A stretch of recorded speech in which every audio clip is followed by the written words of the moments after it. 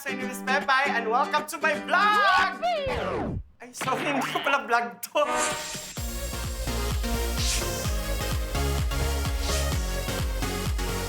Ako si Pepay, isang komedyante, of course, sa Vice Comedy Club.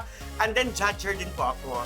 Judger ng mga beauty pageant. Bago ako magsimula, ako po ay galing ng Bacolod, isang estudyante. At nang dumating dito sa Manila, nako, mula sa estudyante, naging komedyante. Pero bago yan, naging salesman muna ako ng mga sapatos.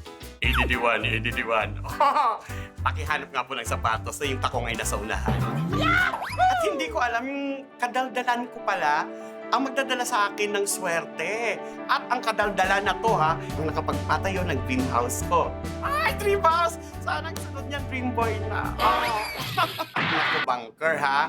Tagahi ko sang dako nga kwarta kay damo pa ko handom sa aking nga kinabuhi. Kabalo ka, banker? Kung tagaan mo ko sang 1 milyon, ay, banker! 80% sa'yo, 20 na lang yung sa akin kasi kusina na lang naman ang hindi natatapos.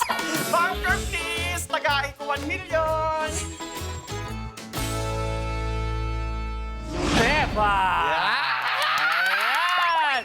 Ano ang pakiramdam na ikaw ang maglalaro ngayong gabi? Hinintay ko talaga to kasi syempre, alam mo naman, sa pag-aantay ko ng ganyan, kasi nakita ko yung kaibigan ko, naglaro dito. Okay. My God, hindi katalinuhan. Walang discarding ginawa. Okay. Kaya parating naluloko sa pag-ibig. Marahil wala kang binanggit na pangalan. Yes. At ang aking nirerespeto yun. Pero sino siya? Si Negi po. Ano yan? Hindi pa nakaka-move on yan. Wala. Binigyan ng bahay yung jowa. Oh. Siya ngayon ang nangungupahan. Akala niyo joke? Totoo yun! Pepay, bago ka naging komedyante, ano ang naging trabaho mo? Ako ng mga mall muna ako, yung mga ganyan. Nag-sales ano ka daw? Yes, Salesman. Pero eto na, Pepay, kung sakasakali man makuha ang 1 million, ano ang gagawin mo sa 1 million? Partly nun, magbibigay ako ng pera dun sa mga kagaya ko na wala ng tahanan, sa bahay na walang hagdan. Okay. Kung kasi hindi ko maintindihan kung bakit walang hagdan eh. Hindi, para doon sa mga katulad ko na napapabayaan na ng mga pamilya, magbibigay tayo kahit papano doon. Tapos yung matitira, magma-Maldives kami ni Negi. Wow. Yes. Wow. Ibabalik ko lang siya sa tubig kasi pusit yan eh.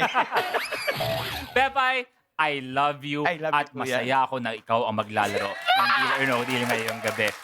Pero, yung mga home players natin dyan, pwede kayo manalo. Ang gagawin nyo lang, hulaan ko na magiging final decision ni Pepay. Kung siya ba ay magdi-deal or no deal. Ang gagawin nyo lang, syempre, post sa ating official Facebook or Twitter page. Ang syempre, ang tingin ninyong sagot at ang hashtag natin ngayong gabi ay KDOND Pepay at ang inyong sagot. At Pepay!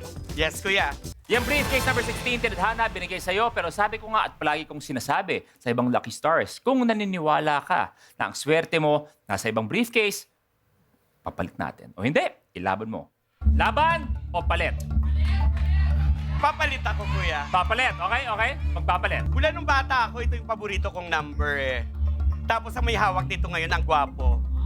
Briefcase number 3. Ipapalit mo na. Papalit ko po, kuya. Ipapalit ang briefcase number 3. Pakibaba. Go for 1 million.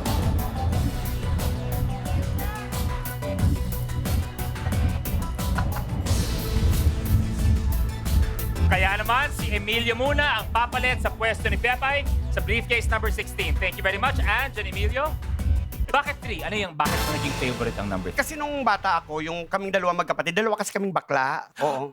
Yes. May kapatid pa akong Hindi, ako, joke-joke lang to eh. Pero, natuluyan lang. Dalawa kaming kasing bakla. Hindi kasi maganda masyado yung pagkabata ko. Okay. Yung sinasaktan ng tatay, ang mahirap lang kasi, kaya nung lumaki-laki kami, dalawa kaming bakla, binubugbog kasi kami dati. Nung dalawa kaming bakla, nung lumaki-laki na kami, nagkalaman, yung tatay na namin ang binugbog namin. Siya na yung lumayas. With I Want and Kapamilya Online Live, together forever tayo.